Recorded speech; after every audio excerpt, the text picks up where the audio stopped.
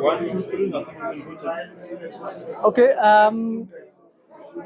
I'm excited to be here, of course, for the launch of the SuperSportBet Sta Playa. It's a game changer, of course, and we all here for that launch. And it's a big one in terms of obviously it involves the two clubs that are also sponsored by a SuperSportBet, and we're here just to witness and get to know more about what the game changer is about. And we're here with the fans, we're here with obviously the supporters of football, the former players as well, and the media, and to talk more about it. From my point of view, I think it's more about just understanding what the derby is, especially between the two clubs, biggest clubs in the country, and looking forward to the derby as well. That's another exciting, of course, upcoming one. So we're talking about more about that. Yeah. Also, the thing that is for the element of involving the fans. Yes. Who are key stakeholders in our game. Indeed, the top support, of course, the fans are also here, and it's more about inclusiveness as well.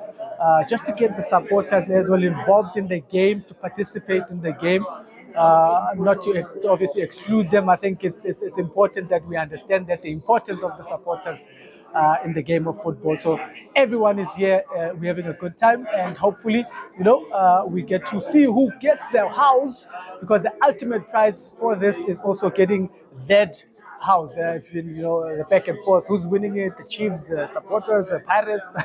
So we will see how that goes. All right. I guess maybe we can get down pieces out of the way. We can talk a bit of football now. Yeah. Just a general sense about Pirates season so far. So when it comes to the Pirates season, I think they've had an impressive season when you consider that they've continued in terms of titles as well. It's good to see the consistency and also the close. I think contest between them and Sundowns. Sundowns have dominated, but I think Pirates have done well in terms of closing that gap as well, giving them a bit of competition. It looks good for them going forward. I think there is still a chance for them, as chasers as well to get this. I think it will make it interesting in the last 5-6 games to see how that goes. But I think with the coach Riviera as well, who has done well for the club, it's good to see the Pirates enjoying that form and momentum as well, carrying them. So yeah, it's been a good season for them.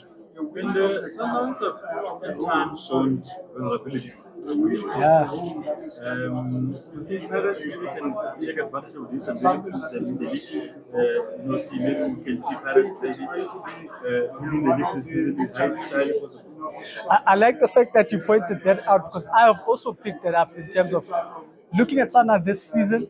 They haven't been the same. They haven't been on gear number 6, so to speak.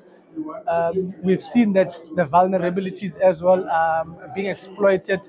I've said this so many times, and that Sundowns, especially when you go wide, dealing with crosses, I think they've been found wanting, and I think teams are getting to understand that and exploiting those weaknesses as well. So, but more than anything, I don't think Sundowns have reached the level that they would have, if they're honest. I also think they haven't reached that level, but it's understandable.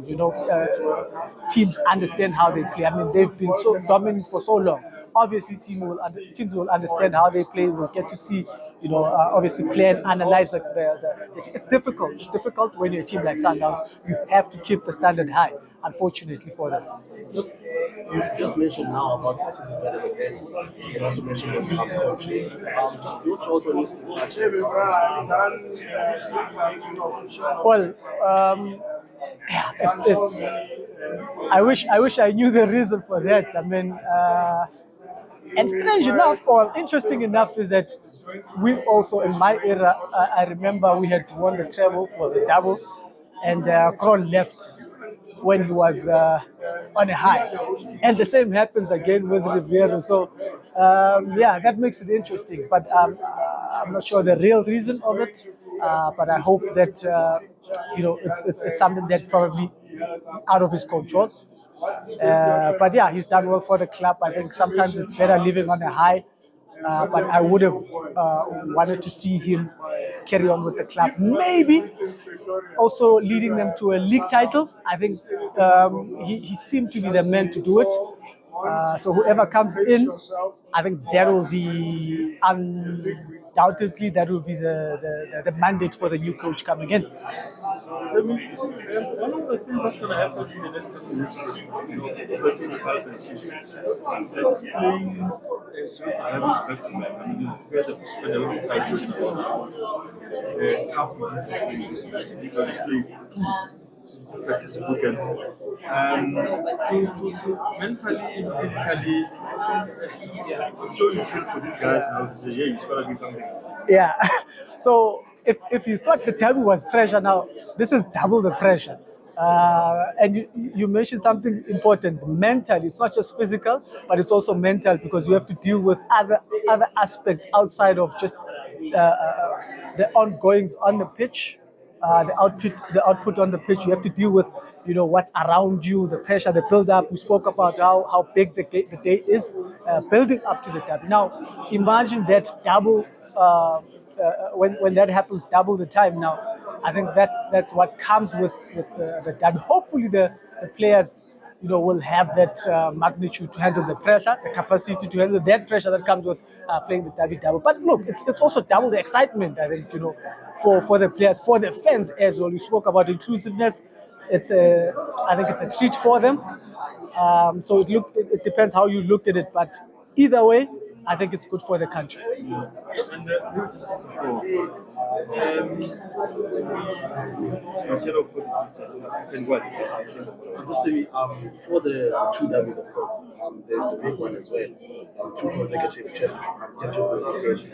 First leg is on Saturday, second leg is on other weekend. Do you think it's mechanism what it takes to bring it home? Look, when it comes to obviously the challenges they face in the Champions League as well coming up, the derby, it doesn't get any better or any tougher for that matter. But look, professionals, of course, they are the players. As a player, I want to play all the time.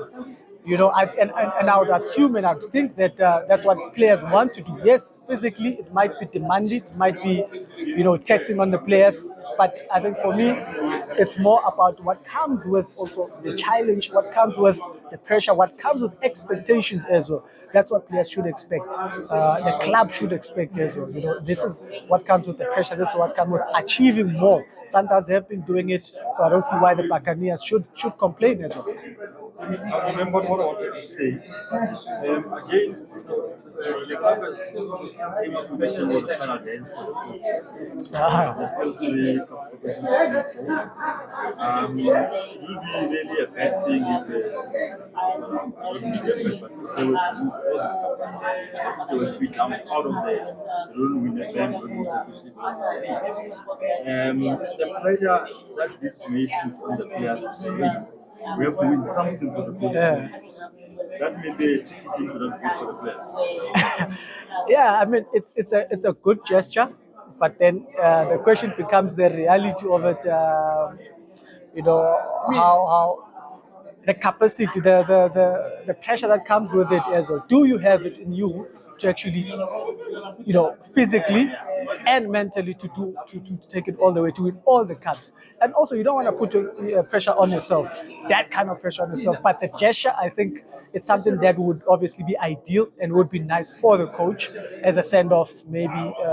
But it doesn't. Unfortunately, it doesn't depend on you as players.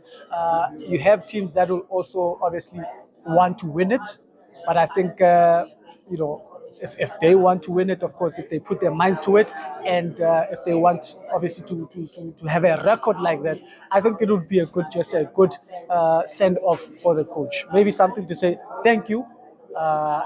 They have it in them. I mean, they've been winning, and that talking about the momentum that Pirates has had, the confidence, and just the level, the standard of the game. I think they've raised it above, what we've come accustomed to. So yeah, I think it's something that would be nice for the coach as well. Okay. Just one. Hogarth is the talk of town. Hey. Very well. Yeah. You were once in a similar situation as a incoming youngster we were talking about. If you were to advise the kid, maybe a lot of noise, distractions, what would be your advice to?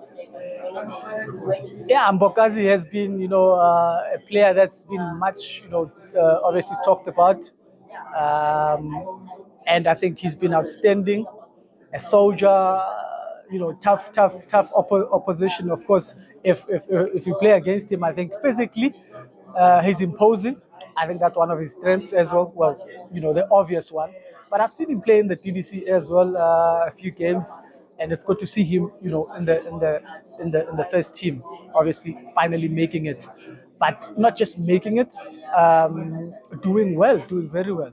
But I think for me, it's he's got the character, but also mentally and also just understanding that Pirates is not a once-off thing. I know he's had a lot of men of the matches, but he needs to also monitor and understand that this is a big club.